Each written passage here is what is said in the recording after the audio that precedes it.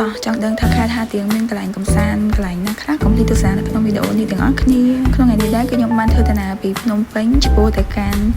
ច្រកព្រំដែនព្រែកចាក់ដែលស្ថិតនៅក្នុងខេត្តកពតពេលទៅដល់អ្នកទាំងអស់គ្នាអាចធ្វើការផ្ញើឡាននៅអូតែនៅជិតនឹងបានសម្រាប់តម្លៃផ្ញើឡានគឺគេឆាចមួយថ្ងៃ10000អ្នកទាំងអស់គ្នាបន្ទាប់មកទៀតទើបយើងជិះចូលទៅក្នុងដើម្បីធ្វើការវាយប៉ាសពតឥឡូវនេះគឺខ្ញុំបានចូលមកដល់ក្នុងខេត្តហាទៀងហើយអ្នកទាំងអស់គ្នានៅទីនេះគឺមានវិហារស័ក្តិសិទ្ធិច្រើនណាស់ដែលបងប្អូនភ្ញៀវទេសចរគាត់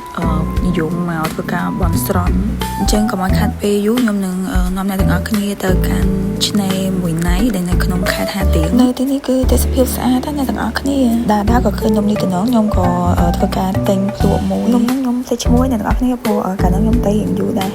ហើយតម្លៃក៏ជាលុយខ្មែរយើងដូចជាមួយ2000នំហ្នឹងនៅខាងក្រៅវារៀងស្រួយហើយខាងក្នុងគេធ្វើស្ករម្សៅរៀង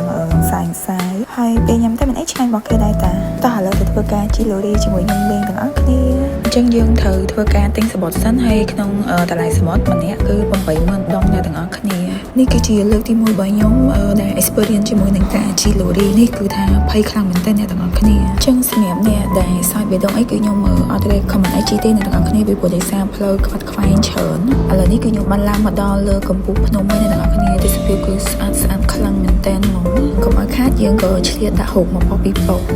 បន្ទាប់ពីធ្វើការថតរូបនឹងដើរមើលកន្លែងផ្សេងៗមួយដល់ខ្ញុំក៏ធ្វើការជីឡូរីចូលមកវិញហើយចូលមកវិញហ្នឹងគឺផ្លូវចោតខ្លាំងណាស់អ្នកទាំងអស់គ្នាកាច់កុំឈើអ្នកទាំងអស់គ្នាមានគ្នា2នាក់អីអាចធ្វើការជី2នាក់ទៅអត់សូវភ័យនៅហ្នឹងគេក៏មានជួជាម៉ូតូទឹកជាជែកហើយនឹងឆាត់យងសម្រាប់ជីដូចនៅឆ្នេរសមុទ្រយើងដែរអ្នកទាំងអស់គ្នានៅហ្នឹងពេលល្ងាចគឺភ្ញៀវទេសចរគាត់មកច្រើនជាងពេលថ្ងៃហើយតាក់ទងជាមួយនឹងម្ហូបអីយើងអាចធ្វើការកំងញ៉ាំនៅនឹងភ្លាមបានអញ្ចឹងសម្រាប់បងដែលចាប់អារម្មណ៍អីអាចធ្វើការមកលេងកំសាន្តបានជួបគ្នាជាមួយខ្ញុំនៅវីដេអូបន្ទាប់ញ៉ាំអីនៅផ្សារតេរីនៅក្នុងខេត្តហាទៀងបាយបាយ